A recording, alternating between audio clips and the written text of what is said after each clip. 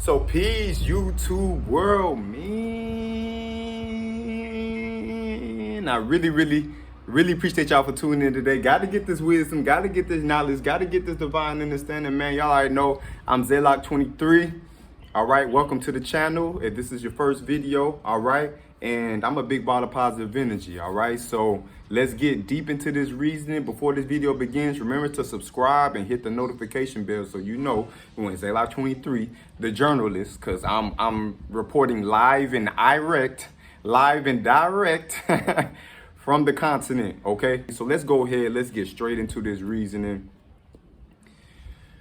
There is one key thing that I have been noticing about Ghana's infrastructure, okay? This is the country that I am currently experiencing, okay? I'm in West Africa, Ghana to be exact. And the one thing that I would say is simply the roads. The roads. If anything, before any other development, transportation needs to be one of those key things, okay? I know we talk about healthcare. I know we talk about electricity. I know we talk about, proper sanitation. I know we talk about proper access to water, right? But when it comes to the roads, for some reason in Ghana, this is my number one thing, okay? The roads is where everyone is being transported. They're going to work.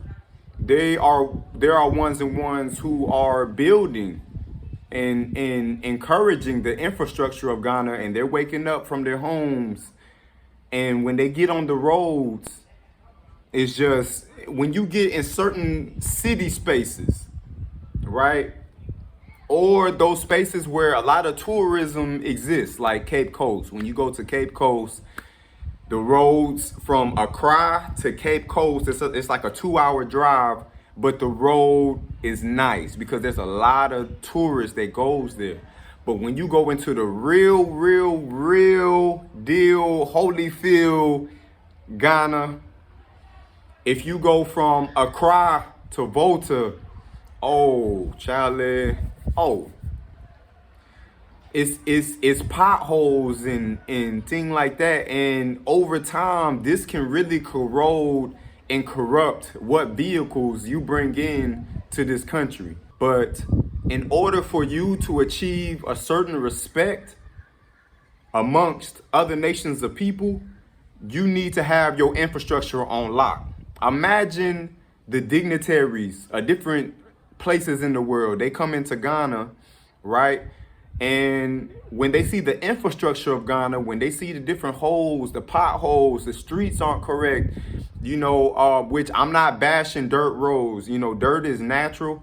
But the only thing is that when you're in Hamatan, that's dry season, so it doesn't rain. But when you come into rainy season, when that water hits those dirt roads, I mean, it's like a roller coaster ride. So when these foreign dignitaries come into your country and they want to really see, what is the black man and black woman up to? What are y'all up to in your nation? You are no longer colonized, right? Ghana was the first African country to get its independence, right, in the year 1957 from Britain. And actually, Ghana's independence is March 6th. It's actually coming up. It's actually this weekend, so it's going to be a lot of parties in town. But anyway, just saying that when these people come into your country, they're going to look at the melanated man and the melanated woman, and they're going to be like, what are you up to? So, Sister Benita, okay, so what do you think about the roads? Not even just here, but if you've traveled through Ghana, how sometimes the potholes or the danger of the roads, like, do you think the roads are safe? Or if you was to change something, what would you change about the road? The roads are not safe, they need to change them. some the potholes and other things. Then they have to make the speed ramps. Yes. So that maybe the traffic lights, so that the cars will be safe. Oh, I see. I see. That this our route well. Now we are suffering, but how for do? But once this will help West for this road. Yes. Because this road, that's why they get accidents anytime. The soldiers to raid around there, they feel they get accident.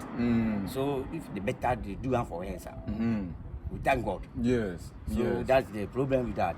Yeah. So right here, just a real quick question. So you are straight up Ghanaian, straight up. Yeah, 100%. Okay. So you spent your experience here in Ghana, born and bred. What has been your experience with the roads? Like, how do you see the roads currently, and would you change anything at this moment? well, the roads are very bad, very bad, and I think a lot of potholes here and there. The road going, the dust, everything is very bad. So I think there needs to be some changes, some changes. Yeah, Most definitely. Yeah. Most definitely. Because I'm sure you've been seeing a lot of the construction work that's been going on, even on this road right here. So it's coming. What are you doing with your God-given consciousness? What are you doing in your country?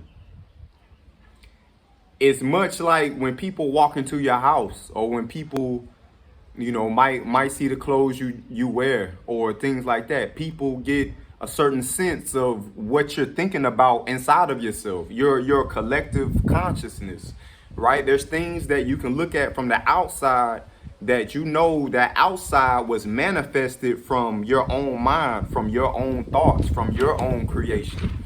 So when we look at it like that, and people come into black countries, right? When people come into Africa, they can also see our collective consciousness and how we think and how we have mastered, what level we have mastered ourselves. And then also, let's not get this confused. And that's why I am working on traveling more the continent. I just really wanted to create a nest egg in Ghana, okay? I don't want to be traveling everywhere in the continent, and I don't have a specific place where I can return to and say, okay, this is my home base, okay? So, construction is continuing building the house. But in other spaces, right, in Tanzania, so I've heard, I haven't been there, but ones who've been there, drop a comment below. So I've heard Tanzania, Rwanda, considered the cleanest African country in the whole continent, okay? Even when you go into Namibia, right? It's right next to Angola, next to South Africa, Zimbabwe, in that area, okay? A lot of these places, their infrastructure is going crazy. Kenya's infrastructure is going crazy. They're erecting trains, okay? They're making sure the roads are nice. They're making sure they're cleaning up plastic and things like that, okay? It's a lot. It's a lot. So it's just West Africa. There's some particular work that we must do. There is some work that we must do, family. There is some work we must do, okay? And step by step, we will do these things. But first and foremost, we have to know the creator within inside of ourselves. We have to know the source of creation inside of ourselves. When you recognize that sovereign power, and matter of fact, I can even bring Marcus Garvey into this. I'm going to bring some Marcus Garvey into this, all right? I'm going to read one of his quotes.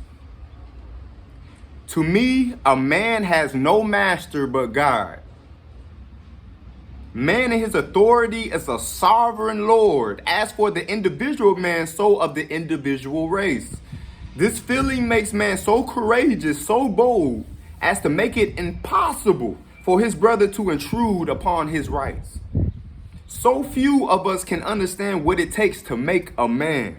The man who will never say die, the man who will never give up, the man who will never depend on others to do for him what he ought to do for himself. The man who will not blame God, that will not blame the Almighty for his circumstance or for his condition, who will not blame nature, who will not blame fate for his condition, but the man who will go out and make the conditions to suit himself. We have to really come into that mind state that if you're really talking about the future of melanin people and people that look like me, this is not racist or anything.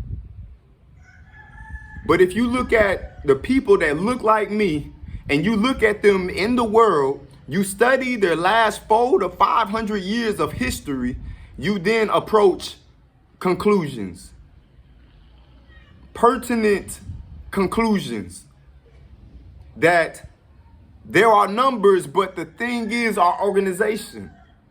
The thing is our knowledge of self. If we're in other people's schools and we're learning from them and we're not learning who we are, family. So there's a lot of work to be done, even to the extent to where we have to really get into government. If you really want to talk about change, you got to get into government. And when it comes to politics, the government can be corrupt at times, okay? You can drive and police officers will beg you for money. Literally, they will beg you for money and then threaten to give you some sort of ticket. You know what I'm saying? Oh, you don't have a fire extinguisher in your car. I can write you a ticket, and where is your insurance? Which is, you know what I'm saying, what they do in America as well. But it's like not an extent of like extortion. You know what I mean? It's like, yo, like, give me some money, give me some chop money. You know what I mean? So it's a lot, man. But just know that if we can get these roads correct in West Africa, and when other people come into this independent Black republic, they can also see the collective intelligence of the people, and they will not underestimate these people. Africa is for the Africans. I know a lot of ones and ones, we might have the debate about indigenous Americans and things of that sort. Yes, we know African people were the first people to walk the planet. We know these things. People of my complexion, okay? But also, we do realize that at this present moment, let's just come to reality, not a romanticized thought process, okay? Let's come into reality right now. If you want America, you would have to do the same things that Europeans did to the indigenous that was there. Now, I'm not saying African people, there wasn't a few of us there. It wasn't, us there. I'm not saying that. But I'm just saying, in this current day, if you want America, you're going to have to do that if you want supreme power. But me, myself, I say, why not come to Africa and devote your life, your health, your strength, your children, and your children's children will come and devote their lives as well to the building of the African future. This place, there is no glass ceiling because this is your country. These are your people. And they're just waiting. Do you know how many things are in parliament right now waiting? They are actually helping many Africans in the West come home because they realize we have the financial resource. We can help their infrastructure. So this is a big problem. This is a big problem. And there is nothing coming from the sky to correct or progress our condition. So the ones who want to leave and go to London, go to France, and go to Spain, and go to America, just because you want to enjoy their infrastructure, you want to enjoy their organization, what are you doing for yourself? What food are you bringing to your own table? You're eating off of somebody else's plate who has the power to take that plate from you at any time. There is no security there. So why not come to your own table, farm your own food, so you can put that food that you farm with your sweat, with your effort, with your energy, with your spirit, put that on the table and eat that food. And the plate, you created the plate. You have total dominion over that plate, and no one can take that plate of food away from you. I don't know if this got to get to the president, okay? If this got to get to any big man, big woman that is in office right now. Let's get these roads together. Let's correct these roads. This is the first thing for the infrastructure. Everybody want to go to Dubai. Why does everybody want to go to Dubai? Maybe because the organization, the finances, the economy is balanced. It's at a peaceful state. The architecture. So let's create this same thing for Africa. So that African Americans can stop going to just the Caribbean. Oh, I'm going to Jamaica. Where are you going on vacation? Oh, I'm going to the Bahamas. Where are you spending your birthday? Oh, I'm going to France. Oui, oui, pipi, bon appetit. The Eiffel Tower. Oh. When will African Americans say, I'm going to Africa? I'm going to Africa. When will we come back into ourselves? When will this happen?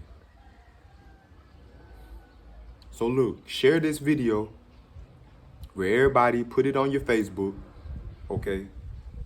Let ones and ones feel this, that if ones are serious about the future of this complexion, of this skin complexion, we must build. Stop wasting time.